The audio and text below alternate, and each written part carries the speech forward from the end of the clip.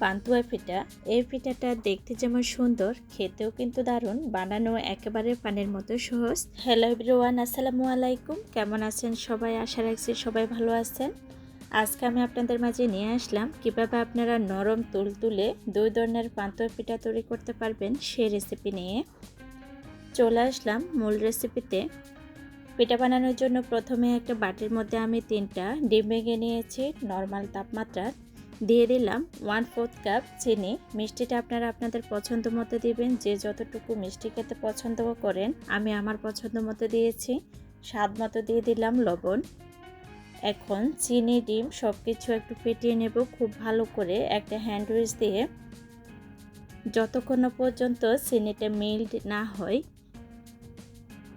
এই কাজটা চাইলে আপনারা কাঁটা চামচ দিয়ে করতে পারেন, কোনো সমস্যা হবে না। আমি হ্যান্ড উইচ দিয়ে করতেছি। মেশানো হয়ে গেল। এখন আমি 1/2 কাপ দিয়ে দিলাম আটা। এখানে আমি আটা ইউজ করেছি, আপনারা চাইলে ময়দা ইউজ করতে পারেন, তবে আটা দিয়েও কিন্তু এই পিঠাটা একেবারে পারফেক্ট হয়।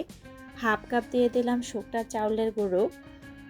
এখানে টোটাল আমি 1 কাপ আটা ইউজ করেছি। পিঠাটা যাতে খুব ভালো করে ফুলে সেজন্য দিয়ে দিলাম বেকিং পাউডার 1/2 টেবিল চামচ। সব কিছু দিয়ে এখন আমি খুব ভালো করে ঘুরিয়ে ঘুরিয়ে ব্যাটারটা তৈরি করে নেব। কিভাবে ব্যাটারটা আমি তৈরি করে নিচ্ছি দেখে বুঝে নিতে হবে আপনাদেরকে। এখানে দিয়ে দেব আমি গরম দুধ, তবে দুধের পরিবর্তে আপনারা গরম পানি ইউজ করতে পারেন। যদি দুধ দেন তাহলে পিঠার টেস্ট কিন্তু ভালো আসবে, চেষ্টা করবেন দুধ দেওয়ার জন্য। অনেকে আছেন দুধ খেতে পছন্দ করেন না, তাহলে কিন্তু আপনারা গরম পানি দিতে পারেন। এখানে আমি 1 কাপ নিয়েছি, 1 কাপের একটু কম দুধ নিয়েছিলাম, সবটুকু কিন্তু লেগে গিয়েছে। আপনাদের হয়তো পরিমাণে কম বেশি লাগতে পারে দুধের পরিমাণ বা পানির পরিমাণ। যদি আপনারা ব্যাটারের পরিমাণ কম বেশি নেন সেটা আপনাদের উপরে নির্ভর করবে। যাই হোক, ঘুরিয়ে ঘুরিয়ে কিন্তু আমি ব্যাটারটা একেবারে পারফেক্টভাবে তৈরি করে নিয়েছি। দেখে বুঝতে পারছেন ব্যাটারের ঘনত্ব কেমন হয়েছে। ডিমের যে একটা স্মেল আছে ওই স্মেলটা অনেকে কিন্তু পছন্দ করেন না। যদি আপনারা পছন্দ না করেন, চেষ্টা করবেন সামান্য পরিমাণ এলাচ গুঁড়া বা যে কোনো এসেন্স দেওয়ার জন্য। এতে করে হবে কি, ডিমের যে স্মেল আছে ওটা কিন্তু চলে যাবে, একটুও কিন্তু ডিমের গন্ধ করবে না। ব্যাটার তৈরি করা হয়ে গেল। কেমন ঘনত্ব রেখেছি সেটা অবশ্যই আপনারা দেখে বুঝতে পারছেন। ব্যাটারের ঘনত্ব একেবারে ভারীও না আবার পাতলাও না। আমি একটা আঙ্গুল চুবিয়ে দেখিয়ে দিচ্ছি কেমন ঘনত্ব রেখেছি। দেখে বুঝতে পারছেন আমার আঙ্গুলটা কিন্তু ব্যাটার দিয়ে একেবারে কোট হয়ে গেল। একেবারে পারফেক্টভাবে ব্যাটার তৈরি হয়ে গেল। এখন আমি চলে যাব পিঠা তৈরি করার জন্য। চুলায় একটা পাতিল বসিয়ে দিলাম, সামান্য পরিমাণ তেল দিয়ে দিলাম। পাতিলের মধ্যে আমি একটু গর্তযুক্ত পাতিল নিয়েছি। একটা ডিম ভেঙে আমি ফ্রাই করে নিচ্ছি। ডিমের কুসুমটা আমি একটু লম্বাটে করে দিচ্ছি, যাতে পুরাটা পিঠা জুড়ে কিন্তু ডিমের হলুদ অংশ দেখা যায়। সেজন্য যখন আপনি পিঠাটা তৈরি করবেন, পিঠার কাটার পরে কিন্তু অনেক বেশি সুন্দর দেখাবে এই হলুদ অংশ দেখা যাওয়ার কারণে। ডিমটা আমার ফ্রাই করা হয়ে গেল। এখন দিয়ে দেব আমি তেল। তেলটা কিন্তু খুব ভালো করে গরম করে নিতে হবে। ডিমটা যাতে চারপাশ সমান থাকে, একটুও যাতে এবড়ো থেবড়ো না থাকে, সেজন্য আমি পাশ দিয়ে একটু করে কেটে নিয়েছি চাকু দিয়ে। আপনারা চাইলে এভাবে কেটে নিতে পারেন। অনেকে আছেন এই পিঠাটা তেজপাতা বা পান পাতা দিয়েও কিন্তু তৈরি করে, তবে আমি এখানে কোনো তেজপাতা বা পান পাতা কিছু ইউজ করব না। একটা আমি ডিম দিয়ে তৈরি করে দেখাবো, আর একটা কীভাবে দেখায় সেটা আপনারা ভিডিওটি শেষ পর্যন্ত যদি দেখে থাকেন তাহলে অবশ্য বুঝতে পারবেন।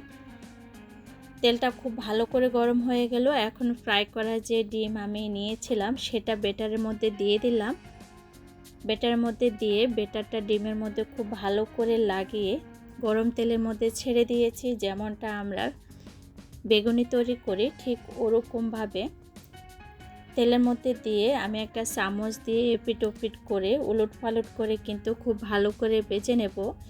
এখন কিন্তু চুলার আঁচটা আপনারা মিডিয়াম আঁচে রাখবেন। যদি হাই ফ্লেমে থাকে চুলার আঁচ, তাহলে কিন্তু পিঠা উপর দিয়ে কালার এসে যাবে, ভিতরে কাঁচা থাকবে, এতে করে পিঠাটা খেতে ভালো লাগবে না। তাই মিডিয়াম লো আঁচে পিঠাটা আপনারা ভেজে নেবেন। প্রথম বেশ কিন্তু আমার ভাজা হয়ে গেছে। চামচ দিয়ে উঠিয়ে আমি আবারও ব্যাটারের মধ্যে দিয়ে দিচ্ছি। পিঠাটা গরম গরম অবস্থাতে কিন্তু দিয়ে দিতে হবে। আবারও কিন্তু আমি ব্যাটার খুব ভালো করে পিঠার গায়ে লাগিয়ে গরম তেলের মধ্যে ছেড়ে দেব। ঠিক এভাবে করে আমি 4 থেকে 5 বার ব্যাটার লাগিয়ে পিঠাটা ভেজে নেব।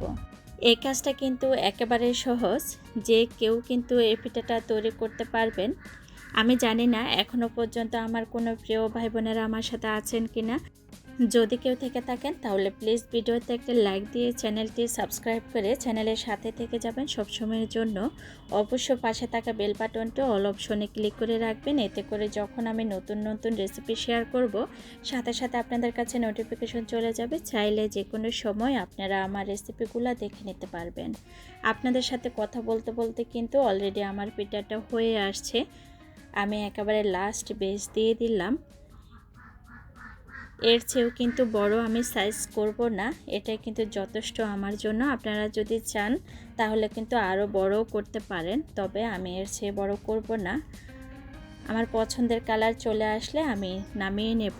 মিডিয়াম লো আছে কিন্তু আমি পিঠাগুলো ভেজে নিয়েছি।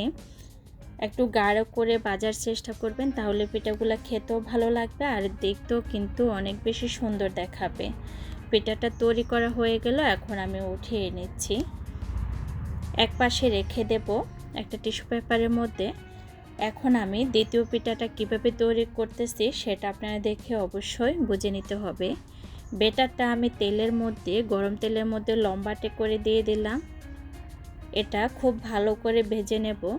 ভিতরে যাতে কাঁচা না থাকে সেটা কিন্তু খেয়াল রাখতে হবে। পিঠাটা আমার ভাজা হয়ে গেছে খুব ভালো করে। এখন আমি ব্যাটারের মধ্যে দিয়ে দিচ্ছি। আগের পিঠাটা যেভাবে আমি তৈরি করেছি সেম প্রসেসে কিন্তু এটাও তৈরি করে নিয়েছি। দ্বিতীয় পিঠাটাও কিন্তু আমার একেবারে ফুলফিল হয়ে গেল। এখন আমি তুলে নেব। পিঠাটা কিন্তু চুলা থেকে নামিয়ে গরম গরম কাটতে যাবেন না, একটু ঠান্ডা হওয়ার জন্য এক সাইডে আমি রেখে দিয়েছি। পিঠাগুলো অনেকটা ঠান্ডা হয়ে গেল। এখন দুটো পিঠা আমি আপনাদের সাথে কেটে দেখাবো কেমন হলো। এটা কিন্তু ডিম দিয়ে যে পিঠাটা তৈরি করেছিলাম সেটা, আর দ্বিতীয়টাও দেখাবো কেমন হলো। আমার আজকের এই রেসিপিটি কেমন লাগলো অবশ্যই ভিডিওতে একটা লাইক দিয়ে কমেন্ট বক্সে আপনাদের মূল্যবান মতামত জানাতে কিন্তু ভুলবেন না। আর কেউ যদি এই পিঠাটা এভাবে তৈরি করে খেয়ে থাকেন অবশ্যই কমেন্ট করে জানাবেন। এখন আমি কেটে নিলাম। শুধু ব্যাটার দিয়ে যে পিঠাটা তৈরি করেছিলাম সেটা কেমন হলো অবশ্যই আপনারা দেখে বুঝতে পারছেন।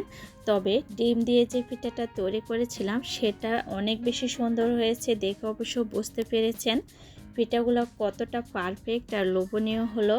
পিঠাগুলো একেবারে সফট হয়েছে আর খেতেও কিন্তু দারুণ হয়েছে। তবে আপনারা পিঠাগুলো তৈরি করার সময় চেষ্টা করবেন গরম পানি দেওয়ার জন্য, যদি চাউলের গুঁড়ো ব্যবহার করেন। আর আটা বা ময়দা দিয়ে যদি তৈরি করেন তাহলে কুসুম গরম পানি হলেও হবে, বা ঠান্ডা পানি দিয়েও তৈরি করতে পারেন। আজ এ পর্যন্ত, সবাই ভালো থাকবেন, সুস্থ থাকবেন। চলে আসবো অন্য কোনো দিনে নতুন রেসিপি নিয়ে। সে পর্যন্ত সবার সুস্বাস্থ্য কামনা করে আজকের মতো এখানে বিদায় নিচ্ছি। পিঠা খেতে খেতে আসসালামু আলাইকুম।